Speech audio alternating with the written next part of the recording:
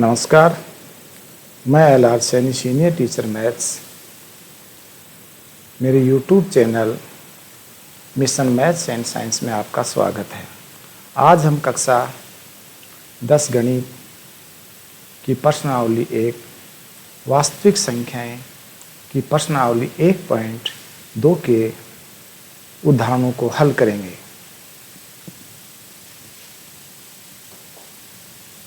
हमारा उदाहरण है √3 एक अप्रिमेय संख्या है। हमें √3 को अप्रिमेय संख्या सिद्ध करनी है। इसके लिए हम इसके विपरीत मान लेते हैं कि √3 प्रमेय संख्या है।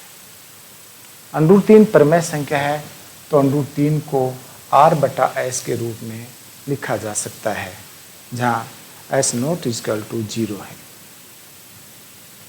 माना कि r और s में एक के अतिरिक्त कोई उभयनिष्ठ गुणनखंड है, तो उस उभयनिष्ठ गुणनखंड से r व s को विभाजित कर देते हैं और √3 बराबर a/b प्राप्त कर लेते हैं, जहाँ a और b सहअभाज्य हैं।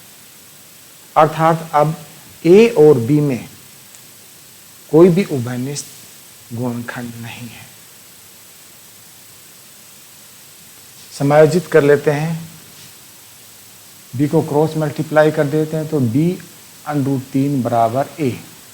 समीकरण 1 प्राप्त हो गया। समीकरण 1 का दोनों तरफ से वर्ग कर देते हैं तो b √3 बराबर a। वर्ग कर दिया, b √3 का होल स्क्वायर बराबर a का स्क्वायर। वर्ग को खोल दिया तो 3 वर्गमूल 3 का वर्ग हो जाएगा 3b² बराबर a स्क्वायर। b बराबर a²/3। अतः 3a² को विभाजित करता है। अतः हमारी जो प्रमेय है उसके अनुसार 3a² को भी विभाजित करेगा। अतः हम a बराबर 3c लिख सकते हैं।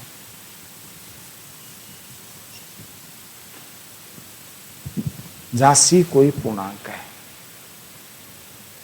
a का मान समीकरण 2 में रखने पर इस समीकरण में a बराबर 3c और हमारा समीकरण 2 है 3b² बराबर a²।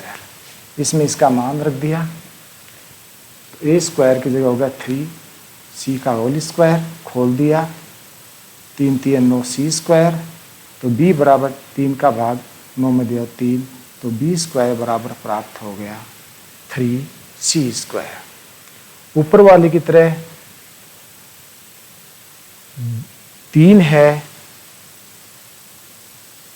है वो b² को विभाजित करता है, इसलिए प्रमेय के अनुसार 3 है वो b को भी विभाजित करेगा।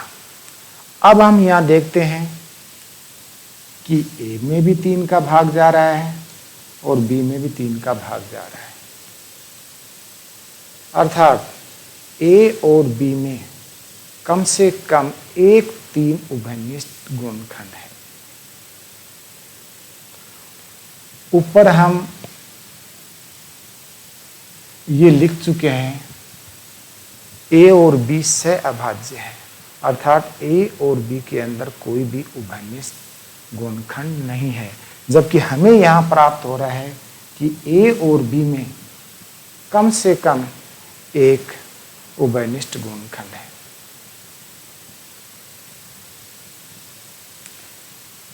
परंतु इस तथ्य का विरोध प्राप्त होता है कि a और b में एक के अतिरिक्त कोई उभयनिष्ठ गुणनखंड नहीं है। ऊपर लिख चुके हैं कि इसको डिवाइड कर लिया और a और b में कोई भी उभयनिष्ठ गुणनखंड नहीं है। जबकि नीचे हमें प्राप्त हो रहा है कि a और b 3 से डिवाइड है, अर्थात a और b में 3 उभयनिष्ठ गुणनखंड है।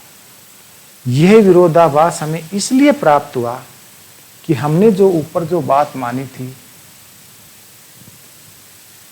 वो गलत मान ली, त्रुटिपूर्ण कल्पना कर ली कि √3 एक परिमेय संख्या है। अतः हम इस निष्कर्ष पर निकले हैं, निष्कर्ष निकाल सकते हैं कि √3 एक अपरिमेय संख्या है।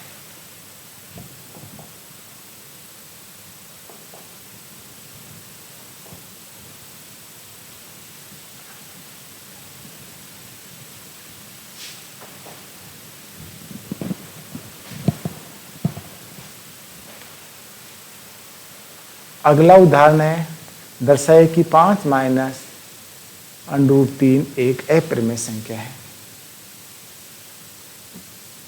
पिछले उदाहरण की तरह भी इसमें इसके विपरीत मान लेते हैं, दिए गए तथ्य के विपरीत मान लेते हैं कि 5 माइनस √3 परिमेय संख्या है।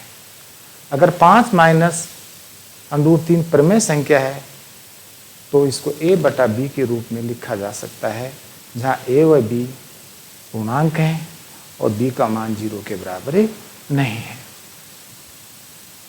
5 माइनस √3 बराबर a बटा b लिख दिया।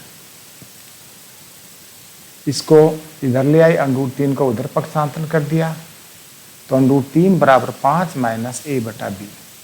यहां हम देखते हैं कि 5 माइनस a बटा b, 5 भी पूर्णांक है, a भी पूर्णांक है और b भी पूर्णांक है, तो 5 माइनस a बटा b एक पूर्णांक ही होगा। अर्थात 5 माइनस a बटा b परिमेय संख्या प्राप्त होगी।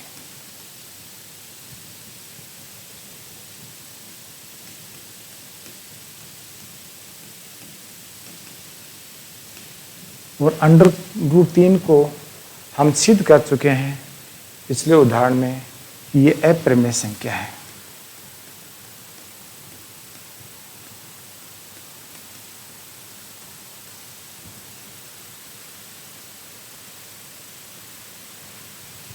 ये परिमेय संख्या 5 माइनस a बटा b परिमेय संख्या और √3 अपरिमेय संख्या है।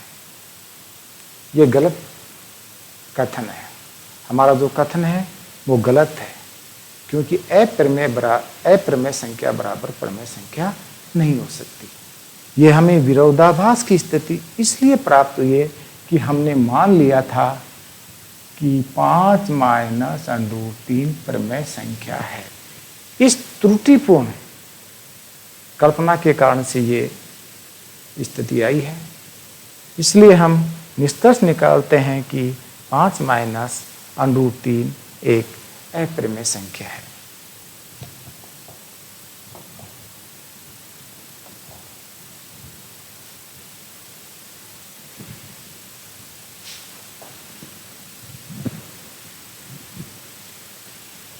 अगला उदाहरण है, दर्शाइए कि 3√2 एक अपरिमेय संख्या है।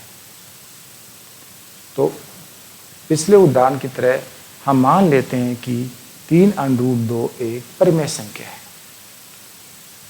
यदि 3√2 एक परिमेय संख्या है तो इसको a बटा b के रूप में लिखा जा सकता है, जहां a व b सहअभाज्य पूर्णांक हैं और b बराबर नहीं है 0 के।